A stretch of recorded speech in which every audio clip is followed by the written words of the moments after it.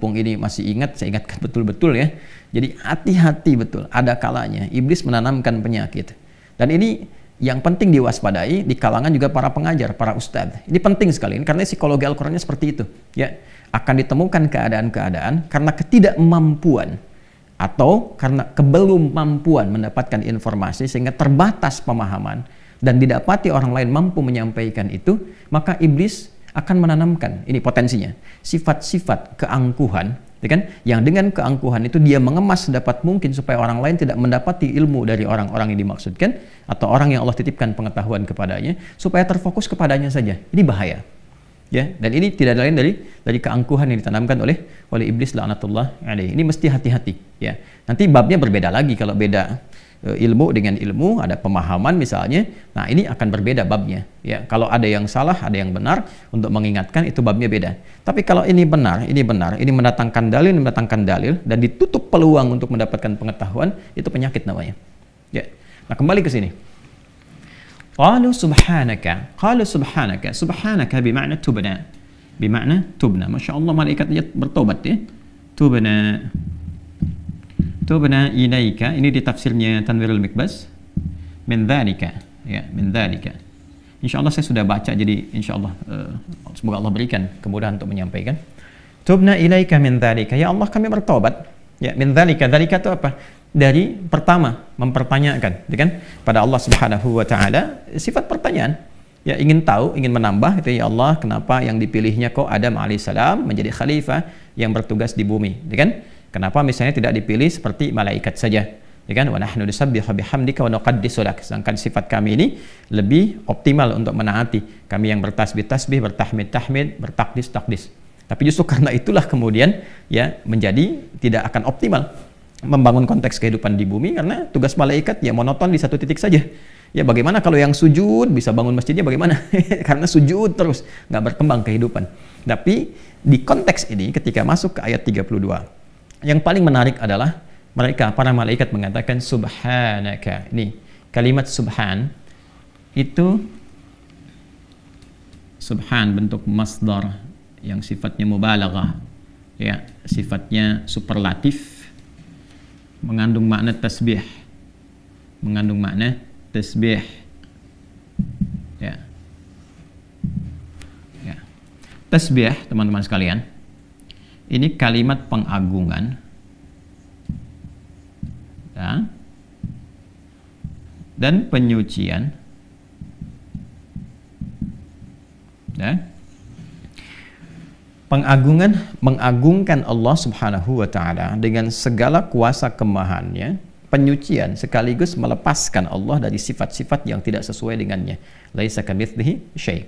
Misal, bila ada satu komentar yang melekatkan komentar itu kepada Allah dan tidak sesuai dengan sifat keagungan Allah, yang diharuskan sifat itu disucikan dari Allah Subhanahu wa taala karena Allah tidak memiliki itu, maka kalimatnya ini menggunakan kata subhan. Contoh, Quran surah kedua Al-Baqarah di ayat 116. Wa qalu ittakhadallahu walada. Subhan. Jelas ya? Mereka berkata Allah punya anak. Ya, subhana. Ya, itu nggak mungkin dilepaskan Allah dari sifat itu. Karena sifat-sifat memiliki keturunan, sifat berpasangan, dilahirkan atau melahirkan, itu sifat makhluk. Sedangkan Khalik, Tuhan, ya, Allah harus total berbeda dengan makhluk. Kalau sedikit saja ada keserupaan, maka berpotensi makhluk menjadi Tuhan. Maka secara logika, yang Tuhan dengan makhluk mesti totally different. Mesti berbeda sepenuhnya. Nggak boleh sama. Itu kan secara logis ya, secara akal itu masuk logika. Antara Tuhan dengan makhluk mesti beda. Ini yang dimaksud penegasan dalam Al-Quran, laisa kamitslihi syai', bahwa as-sami'ul basir. Nggak boleh ada yang serupa dengan Tuhan. Sifat Tuhan mutlak harus berbeda dengan makhluk. Jadi kalau makhluknya melahirkan, Tuhan nggak boleh melahirkan. Kalau makhluknya dilahirkan, Tuhan nggak boleh dilahirkan. Kalau makhluknya berpasangan, Tuhan nggak boleh berpasangan. Ya, mesti berbeda. Ini sangat logis sekali. Ya, baik. Maka ketika ada yang mengatakan misalnya sifat yang berbeda dengan sifat ketuhanan, wa qalu ittakhadallahu walada, subhanah, ya kan? Mereka berkata, ya Tuhan Allah punya anak, subhanah. Ya, nggak mungkin. Allah Maha Agung, harus beda dengan makhluk. Maka disucikan dari sifat demikian. Contoh lagi. Orang-orang memberikan komentar saat Nabi Shallallahu Alaihi Wasallam melakukan Isra, ya, dengan izin Allah Subhanahu Wa Taala, diisrakan oleh Allah. Karena itu kalimatnya menggunakan kata asra, ya kan? Diisrakan oleh Allah Subhanahu Wa Taala, menunjukkan ketidakmampuan Nabi melakukan sendirian. Karena itu adalah bagian dari mu'jizat, dan mu'jizat adalah peristiwa yang menjadikan kita meyakini bahwa itu adalah kekuatan yang tersambung kepada Allah, sehingga kita meyakini sesungguhnya itu adalah seorang nabi, rasul, dan Allah yang punya kuasa, dan dengan itu muncul kepatuhan dan keimanan kepada Allah. Baik, sebagian orang berkomentar, ini nggak mungkin Muhammad SAW melakukan perjalanan dari Masjidil Haram, Makkah Al-Mukarramah ke Masjidil Aqsa, naik ke langit lagi, ya, cuma dalam waktu yang sekejap saja, sepertiga malam balik lagi, ya. Maka mereka ada yang menyimpulkan, wah ini nggak mungkin, ini dusta, Tuhannya Muhammad mengada-ngada dan sebagainya. Maka turunlah ayat untuk membantah itu dengan kalimat subhan. Ya, di Quran surah 17 dengan namanya surah Al-Isra, di ayat pertama. Subhanalladzi asra bi'abdihi laila minal masjidil haram ilal masjidil aqsa alladzi barakna haulahu linuriyahu min ayatina innahu huwas samiul basir. Baik, subhanalladzi asra. Kenapa menggunakan kata subhan? Satu sisi menunjukkan keagungan. Ya, hanya Allah yang maha agung, jauh dari yang kau bayangkan. Makanya yang memberangkatkan Nabi yang agung, yang paling tinggi, yang maha dahsyat, yang maha segalanya. Kalau memang karena cara pandang Anda, nggak mungkin bisa terjadi. Anda terbatas, kemampuan terbatas, karena itu hanya yang maha agung yang bisa melakukan itu.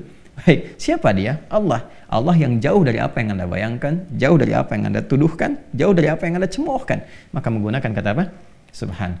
Maka di sini ketika malaikat menggunakan kata subhanaka la ilma lana, Quran surah ke-32, surah kedua, Quran surah kedua ayat 32, surah Al-Baqarah ayat 32. Ketika malaikat menggunakan kata subhanaka, ini bentuk ketawaduan luar biasa. Ya, Masya Allah. Dan malaikat cuma bertanya gitu kan, dan dari pertanyaan itu Allah jawab. Ya, karena ada kekhawatiran bahwa dengan melakukan itu, ya, diduga ada bentuk-bentuk sifat-sifat merasa tinggi, bentuk-bentuk kekurang tawaduan, langsung keluar kalimat subhanak, ya Allah, hanya Engkau yang maha agung. Ya kan? Ya, kami bebaskan, ya, diri kami dari hal-hal yang kurang baik, dan Engkau maha suci dari segala hal yang disifati oleh makhlukmu yang tidak selaras dengan keagunganmu. Ini betapa tinggi keteladanan yang ditampilkan oleh para malaikat untuk selalu menunjukkan ketawaduan dalam setiap hal dalam berkehidupan. Imam Malik adalah contoh yang paling luar biasa mempraktekkan ini. Ketika ditanya puluhan pertanyaan, ada yang mengatakan 40 pertanyaan, kan? Dan Masya Allah, di antara sekian banyak yang bertanya itu, yang paling viral adalah orang yang menguji beliau dengan satu pertanyaan yang sangat mudah sekali, ya, dan orang-orang sudah tahu, tapi beliau menjawab dengan kalimat yang sangat luar biasa. Allahu a'lam. Ditanya A, Allahu a'lam. Tanya B, Allahu a'lam. 40 kurang lebih dijawab cuma 8, 32 Allahu a'lam.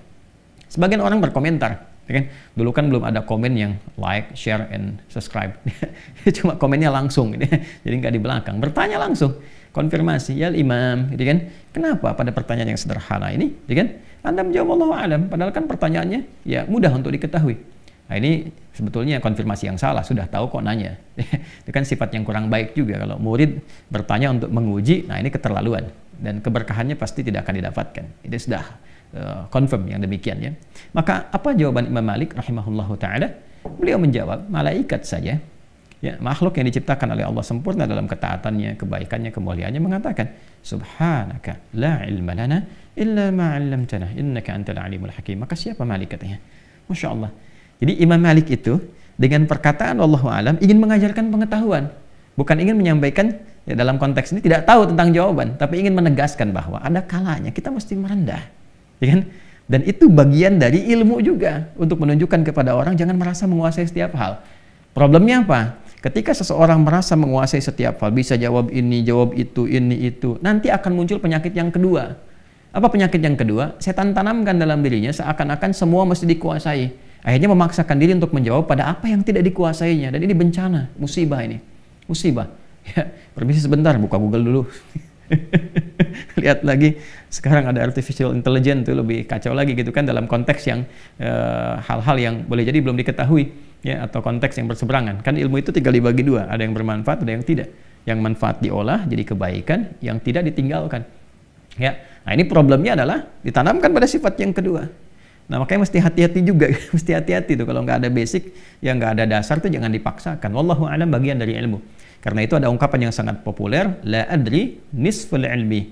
Perkataan saya tidak tahu adalah setengah dari pengetahuan. Nah, ini yang diajarkan pertama kali dari ayat ini adalah adab. Ya, adab. Semakin berisi, semakin menunduk. Ya, itu kan seringkali orang tua kita mengajarkan ilmu padi ya. Al-Quran datang jauh sebelum itu untuk mengajarkan tentang adab, bagaimana seorang berilmu itu semakin tinggi ilmunya, semakin tawadhu sifatnya.